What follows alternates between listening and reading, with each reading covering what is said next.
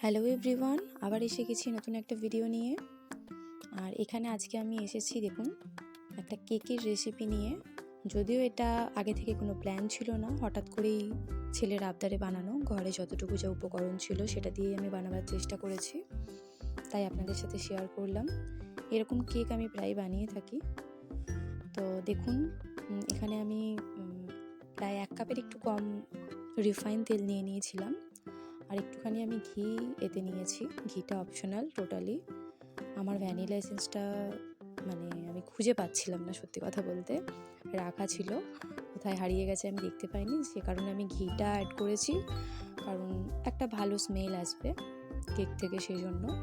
এবার তার সাথে আমি যে কাপে আমি তেল নিয়েছিলাম ঠিক সেরকমই একটা কাপেতে 1 কাপ আমি চিনিটা গুঁড়ো করে রেখেছিলাম। চিনির গুঁড়ো আমি মিশিয়ে ভালো করে ওটা একটা মানে ভালো মতো আমি গুলে নিলাম, ঠিক আছে। তারপরে ওতে আমি দেখুন ময়দা অ্যাড করেছি।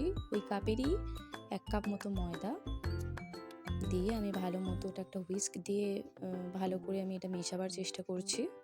আর এখানে আমি উপকরণ কী কী নিয়েছিলাম আপনাদের দেখিয়েছি। এখানে আরেকটু আমি ময়দা দিলাম, কারণ জিনিসটা একেবারেই কম হয়ে যাবে। তো সে কারণে আমি প্রায় 1.5 কাপ মতো এতে ময়দা অ্যাড করলাম। আপনারা এটা আটা দিয়েও বানাতে পারেন, আটা দিয়ে তো আরও বেশি হেলদি হবে।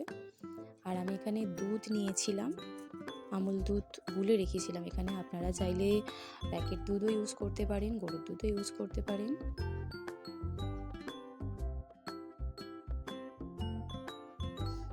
এরপর এটার মধ্যে আমরা আস্তে আস্তে দুধটা মেশাবো। একেবারে অনেকটা বেশি দুধও আমরা ঢেলে দেবো না, কারণ এটার একটা স্মুথ ব্যাটার আমরা তৈরি করব। আর এইটার কনসিস্টেন্সিটা ঠিকঠাক রাখতে হবে কেকের। খুব পাতলা হয়ে গেলেও চলবে না ব্যাটারটা, আবার বেশি গাঢ় থাকলেও হবে না। সে কারণে আস্তে আস্তে দুধটা আমরা অ্যাড করব। আর এখানে এইভাবে এই ব্যাটারটাকে আমরা বানিয়ে নেব। এবার দেখুন আমাদের ব্যাটারটা পুরোপুরি রেডি হয়ে গেছে। ঠিক এরকম পর্যায়ে রাখতে হবে। আর ঠিক এই সময়তে আমি এর মধ্যে ইনো দিয়ে দিলাম।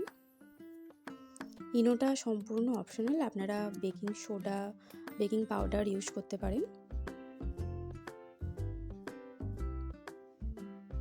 আমি এখানে ইনোটা দিয়েছি যাতে আরও তাড়াতাড়ি জিনিসটা হয়ে যায়, সে কারণে। এইবার একটা বাটির মধ্যে আমি বাটার পেপার দিয়ে দিয়েছি, ওর মধ্যে আমি একটু ঘি ব্রাশ করে নিয়েছি, তাহলে যাতে কেকের টেস্টটা অসাধারণ আসবে, সে কারণে। এরপর আমি ব্যাটারটা ওর মধ্যে দিয়ে দেবো, আর একটু ট্যাপ করে নেবো যাতে করে ভিতরের এয়ারটা বেরিয়ে যায়। এরপর একটা কড়াই আমি গরম করতে দিয়েছিলাম। দেখুন ওর মধ্যে আমি কিছুটা পরিমাণে নুন ঢেলে নেবো। আপনারা এতে বালিও ইউজ করতে পারেন।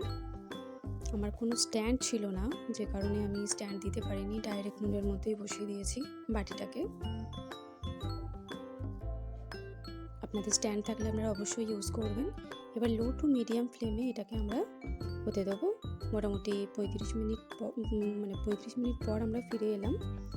আমি কাজুটা আর কিশমিশটা ওপর থেকে দেখুন এই পর্যায়ে দিয়ে দিচ্ছি। এটা প্রথমে দিয়ে দিলেও চলতো, আমি ভুলে গিয়েছিলাম, কিন্তু এখনও জিনিসটা আরও হবে। এটা দিয়ে দেওয়ার পর আমি আবার ঢেকে দেবো। আরও মোটামুটি 10-15 মিনিট পর আমি ফিরে আসছি। দেখুন এবার হয়ে গেছে পুরোপুরি। আর আমি একটা টুথপিক দিয়ে দেখে নিলাম, আপনারাও দেখতে পাচ্ছেন যে ভিতরে টুথপিকে কিছু লেগে নেই। এইবার এটাকে একটু ঠান্ডা হতে দেব।